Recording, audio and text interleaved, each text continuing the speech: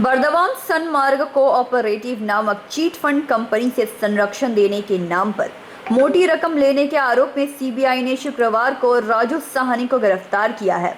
राजू साहनी उत्तर 24 परगना के हाली शहर नगर पालिका के चेयरमैन और सत्तारूढ़ पार्टी टीएमसी के नेता हैं।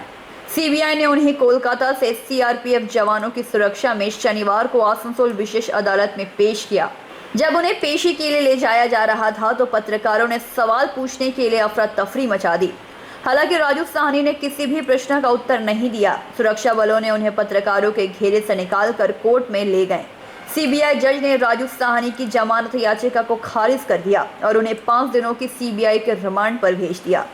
सीबीआई राजू साहनी को लेकर कोलकाता चली गई। गौरतलब है कि शुक्रवार को चीट फंड मामले में संरक्षण देने के नाम पर पैसा लेने के आरोप में सीबीआई ने राजू साहनी के घर पर छापामारी कर तलाशी अभियान चलाया। इस तलाशी अभियान के दौरान सीबीआई ने राजू साहनी के न्यूटन स्थित फ्लैट से 80 लाख रुपए नकदी बरामद किए, जिसके बाद सीबीआई ने राजू साहनी से पूछताछ की यह पैसा कहां से आया, लेकिन राजू साहनी पैसे का स्रोत बताने में असफल रहे। उनके जवाब से असंतुष्ट होकर सीबीआई ने राजू साहनी को गिरफ्तार कर लिया। बताया जा रहा है कि नकदी की संख्या अभी और बढ़ सकती है। वहीं सीबीआई सूत्रों की माने तो सीबीआई ने राजू साहनी के न्यूटन स्थित फ्लैट से 80 लाख रुपए बरामद किए हैं। साथ ही देसी पिस्तौल भी बरामद किए गए हैं। इस तलाशी अभियान के दौरान सीबीआई को राजू साहनी के थाईलैंड में एक बैंक खाते होने का भी पता चला है। बताया जा रहा है कि यह पैसा भी चीट फंड से ही जुड़ा हुआ है, जो उन्होंने कथित तौर पर प्रोटेक्शन मनी के रूप में लिया था।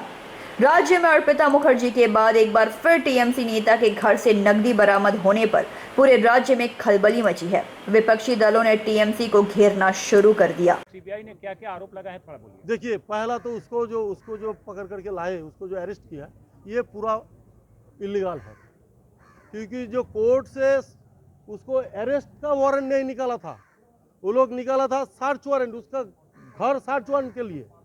उसका अगेंस्ट में कोई नॉन अवेलेबल केस है नहीं, 409 उसका अगेंस्ट में आता नहीं।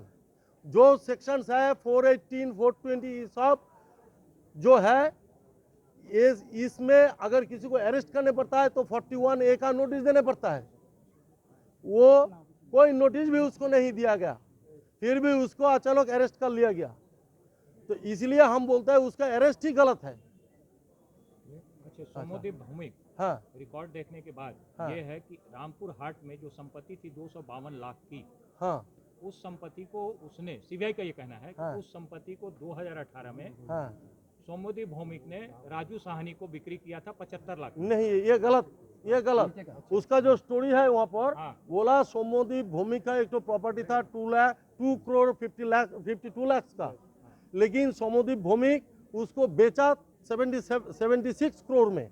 तो आपका प्रॉपर्टी आप कितने में बेचेंगे नहीं बेचेंगे, उसका रेस्पॉन्सिबिलिटी दूसरे का होगा क्या? लेकिन उसका जो सीबीआई का जो कहना है कि हाँ, सीबीआई का कहना है बाद में वो जो संपत्ति बेचा था उस रुपया इसको दिया था, एचडीएफसी बैंक इनके खाते में आया था। हाँ, खाते में दिया था। अच्छा, दूसरा तो चीज सुनिए, इसी में मेरा क्लाइंट का बात है, जो पैसा उनसे सौम्यदीप से वो लोन लिया था, सौम्यदीप को रिटर्न कर दिया, उसको पेपर्स भी सीबीआई को दे दिया।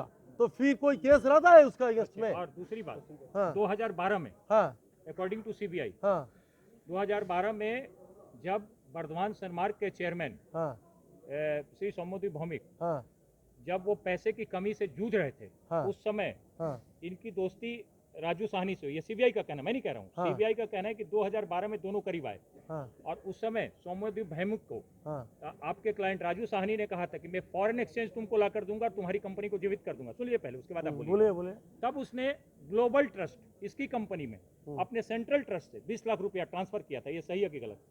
नहीं, ये तो ये लोग सीबीआई का कहना है। सीबीआई बोल रहा है, लेकिन उसका फेवर में कोई डॉक्यूमेंट, कोई एविडेंस नहीं ला पाया। एक मिनट, तो 2012 से संपर्क थे तब इनके? किसकी क्या?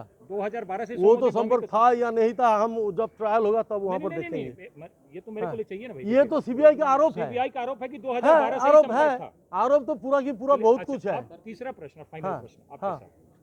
सीबीआई ने आपका हाँ, कहना है कि 41A नोटिस देना चाहिए था, हाँ, बट 409 जो कि मर्चेंट होता है, जो भी होता है, if they are using their property as an agent that thing, और वो सेशंस ट्राइबल केस होता है तो 409 में इनको जो सीबीआई ने गांथा है उसके क्या रीजंस हैं? इसका देखिए एक बात बोलता है, सीबीआई खुद जानता है राजू साहनी का अगेंस्ट 409 नहीं आता है, क्योंकि अगर 409 आता तो ये सीजेएम साहब का पास वो प्रेयर नहीं देता रिमांड के लिए, उसको प्रेयर देने पड़ता स्पेशल कोर्ट में, स्पेशल कोर्ट में वो प्रेयर देता। देखिए वो अनुब्रत को पकड़ा, रिमांड मांगा, कहाँ से रिमांड मांगा? स्पेशल कोर्ट से।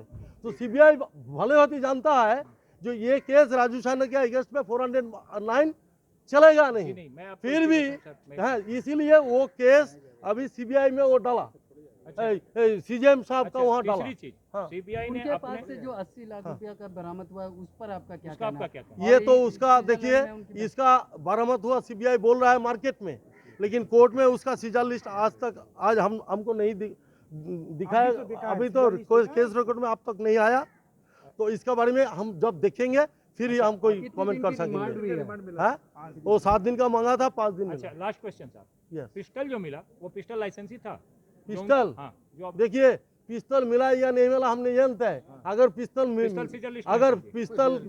का कोई सीजर लिस्ट हमको नहीं मिला, अगर पिस्तौल मिलता तो वो तो सीबीआई वाला केस नहीं बनेगा, वो केस बनेगा वहाँ पर थाने में सीबीआई जाके। देखिए मुंह से बोलना एक चीज, सीबीआई का अगर पिस्तौल मिलता वो तो पिस्तौल तो इस केस का कोई पार्ट नहीं, वो पिस्तौल को जाके पिस्तौल मिला, वैसे वो बीजपुर थाना में कोई डायरी किया सीबीआई? सर वो प्रश्न नहीं है मेरा सर प्रश्न है कि जो पिस्टल मिला वो लाइसेंस था ना गैर लाइसेंस? হ্যাঁ ওটা বোধহয় সিবিআই অফিসারে থাইল্যান্ডে যাওয়ার শখ হয়েছে, উনি সেই জন্য বলছেন একটা টিপ দেবেন উনি গভর্নমেন্টের পয়সা। হ্যাঁ, আমার নাম অ্যাডভোকেট প্রদীপ কর। आसनसोल से संतोष मंडल की रिपोर्ट, पीवीटीवी न्यूज।